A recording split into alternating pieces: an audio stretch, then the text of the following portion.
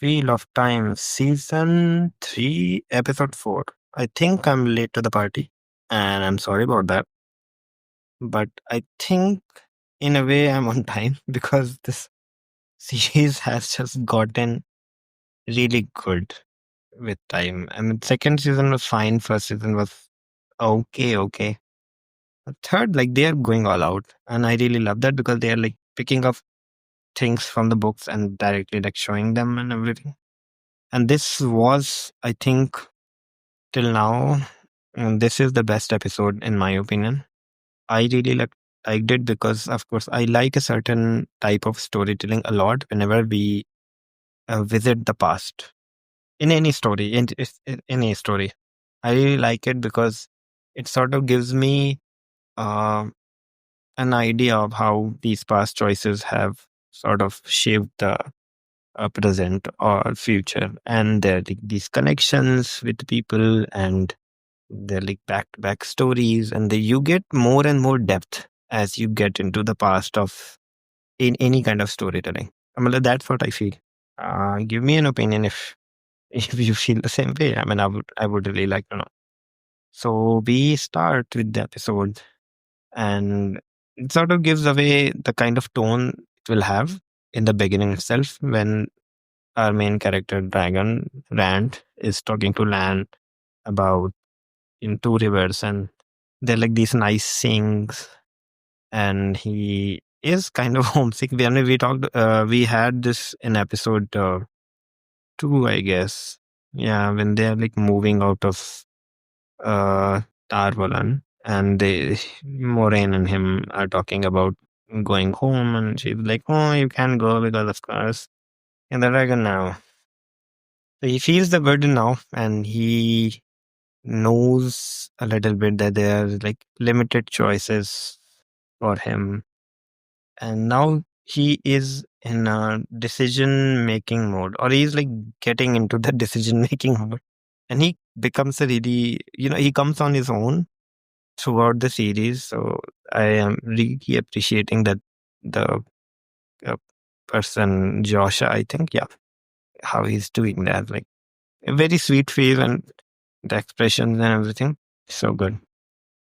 And at the same time, we also see Avienda in this episode. Like the first part of the episode itself, where she is having this fun fight with Lan. Yeah, I mean, it's not as good as they've showed Matt and Gavin and Galad. Yeah, they like that fight was like, quite cool. But I think the intention of this fight was to, sort of a send off for Avienda to this life. And in a way, I see a lot of parallels in between Rand and her at this episode, actually, because at the point, actually, because, you have to give up the kind of life you have led until now and getting into something that is totally different. And maybe you don't even want to take that step. So that was a good um, part of this episode, especially the fight. And then, they are like on par with each other, and that's good. I wish they like the first season, I think, yeah, when Rand's mother is fighting with, wetlanders. That was a really good one. So I wish if we could, I understand the budget, maybe, I don't know. But it was a fun fight nonetheless. And then we moved to of course, the Rudian, and people tracking there, and the Shido comes up. And Shido, of course, Savannah. How can I forget Savannah? I mean, she's there, and she will have a very big role to play in a very nice battle that I hope we get to see soon. I don't know if we will or will not. And of course, her introduction is like quite cool, actually. Everybody's in the black, and she's like, my husband is dead. I actually laughed a lot during this interaction when she said, my husband is dead, and now his son, who is her new husband, has is sort of entered the place, and then this other guy, he says, "Oh, if he fails, I will enter." Then no, the thing is, I was like, enter what and enter who? So because of this Savannah character, it was like super weird. If you're a kid, please don't hate me. And if you're a kid, don't hear this, please. It was like super weird. But okay, yeah, it was. I mean, it was very funny for me. I don't know if it's funny for you or not. So, yeah. Yeah, and then we move to the major part of this story, flicker, flicker, flicker, and uh, Rand having these visions. And I really love the um visuals of this place now, the glass columns and the when there's a tree, and I am really glad that they have shown the tree now. Uh the first or second season we have talked about it, I think. The tree singers or something. Yeah, that was there. Yeah, I'm forgetting the backstory of it. Wow. So weird. And now we go to the tree and go to the history of it and the way of the leaf and isle history. I mean, that is it's quite good actually. And then the connection with the Aes Sedai also. Yeah, and then we have seen the Latra Sedai, I think, in the first season when Levistherin goes to the breaking or some breaking. Yeah, yeah, and now she's back with a few more episodes. A few more episode instances where she's shown at the older age and the new age, and it was quite good to see.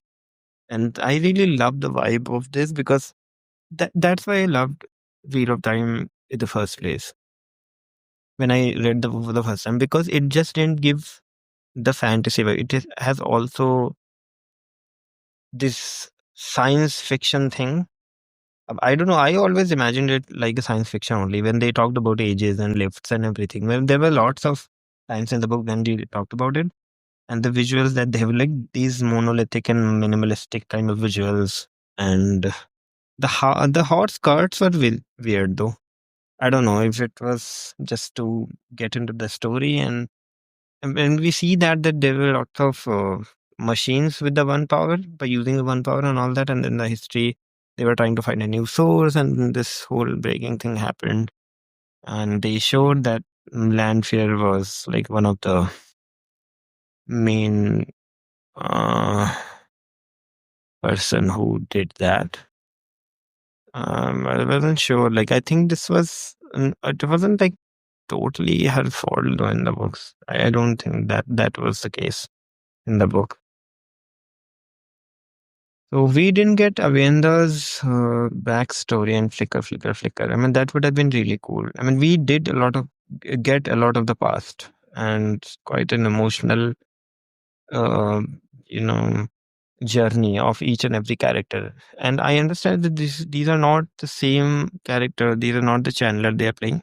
Just like various um people who were randomly within this bloodline or something. I don't think that I don't think it was always Rand. It was just the actor playing these different characters. So that was like very good to see. Tell me if it is that way or I got just confused a little while watching the whole thing. Yeah. So if they showed the Vendas flicker flicker flicker, I remember having these future visions also in Avendas, having these kids or something with her, or maybe her grandchildren. I mean, they called themselves the People of the Dragon or Children of the Dragon or something like that. I don't remember this way, but they've shown the Way of Leaf also, which is quite good. I, I whenever there are these instances when they have these people, I think there are a few party scenes with them in the books. This Egwene dances with this person and all that. So I've always imagined them like to be able to try those sort of have a feud with them. or yeah, fights with them. So that was one of the things that it. I think they have talked about it in the last episode. Yeah, but all in all, it was quite a good experience, and of course, they have focused a lot on Muren's character when it comes to the past and present vision or something, or like maybe future or something. And yeah, the whole thing with Lancia, she was in a lot of her visions, and I'm I'm sure if you read the book that there's a lot of this is I think foreshadowing the thing that happened in the books.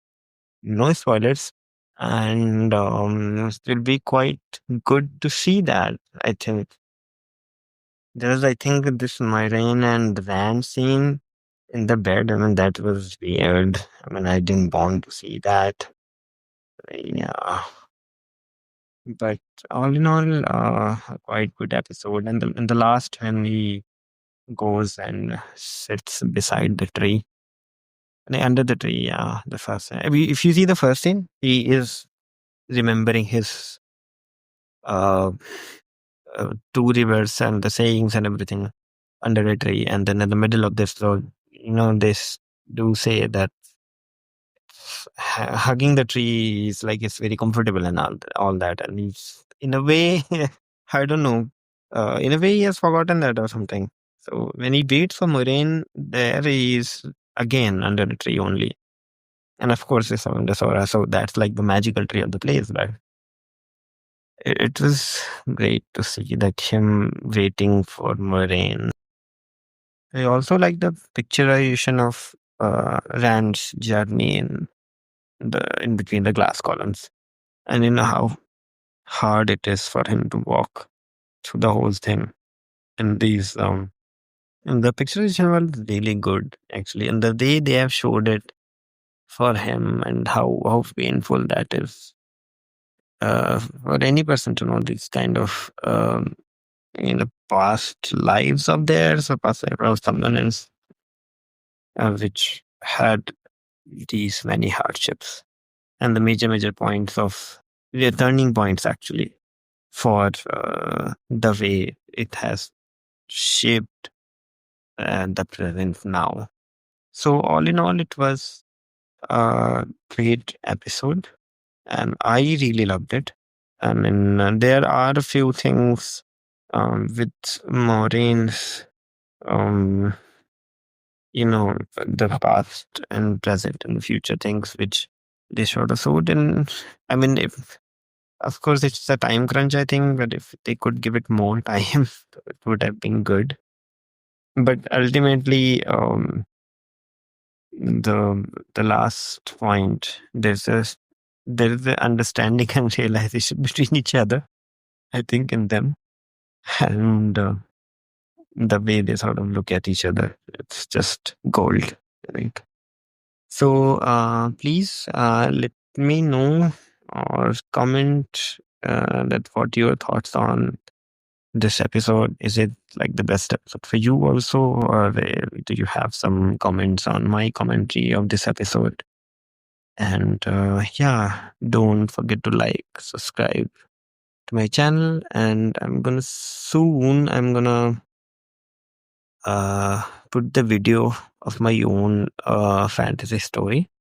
So it will be just an introduction to the place, and maybe just like this episode, I have a story of the past which sort of gives you the origin of the dragon in my story. So if you could see that and watch it and just tell me how it is. So that's it for today.